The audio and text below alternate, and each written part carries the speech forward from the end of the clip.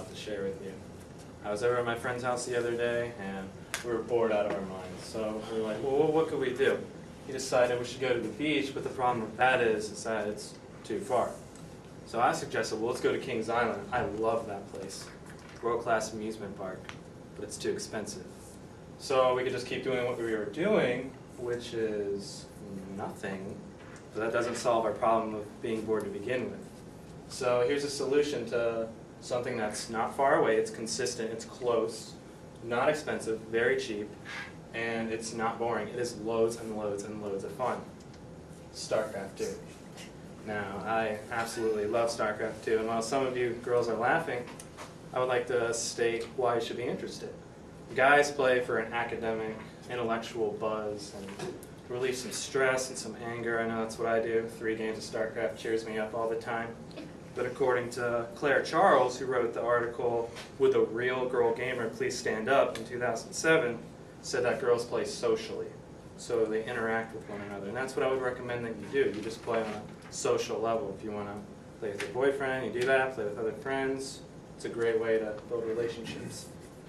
So by discussing the game itself and its cultural significance in South Korea, we'll get a better understanding of why this is the game of all time.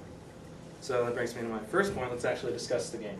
It's a real-time strategy. So that means you're always doing stuff. You don't take turns. You're the commander of an army.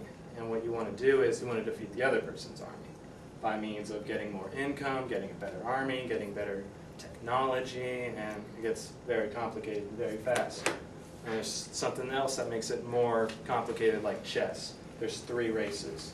There's the Terran, which are humans. There's the Protoss, which is an alienoid race. It's futuristic. And there's the Zerg, which is a virus bug-like race.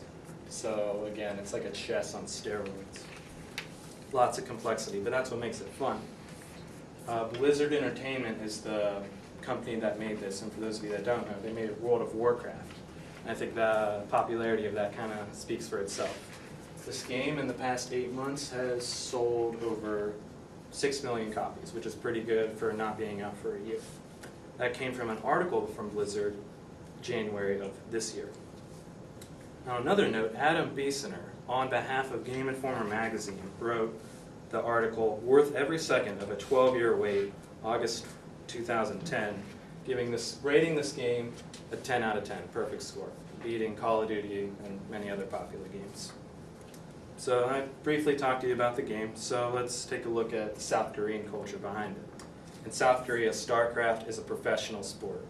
It's not a game, it's a lot more. It surrounds the whole culture. Mike Snyder, in March 2009, wrote the article, "The Really Good Real-Time Strategy Games," stating that it's a lifestyle and it's also a hobby. South Korea has 25,000 internet cafes throughout the whole place. And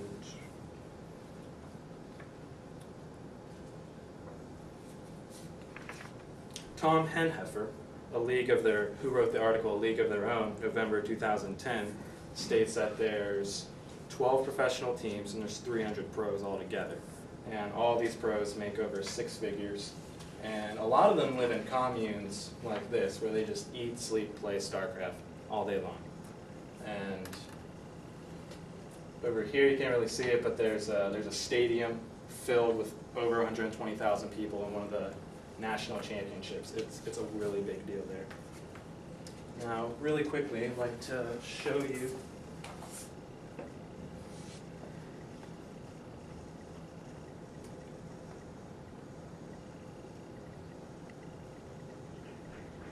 some of these pros playing.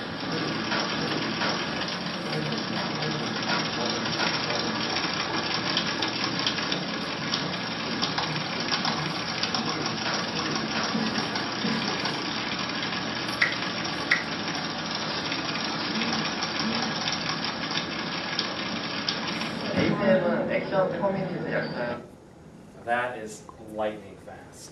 They are really good at what they do. They know how to do it. They hit APM, it's actions per minute. They do over 300 actions per minute, and that is very impressive. They probably have typed our papers faster than we could ever dream to type them. So that's a little bit about the cultural significance of StarCraft in South Korea.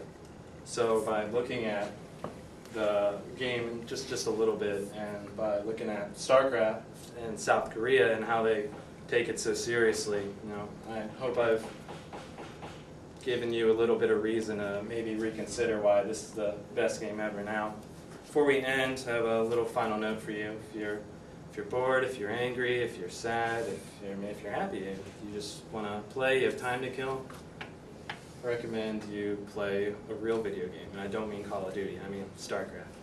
Thank you.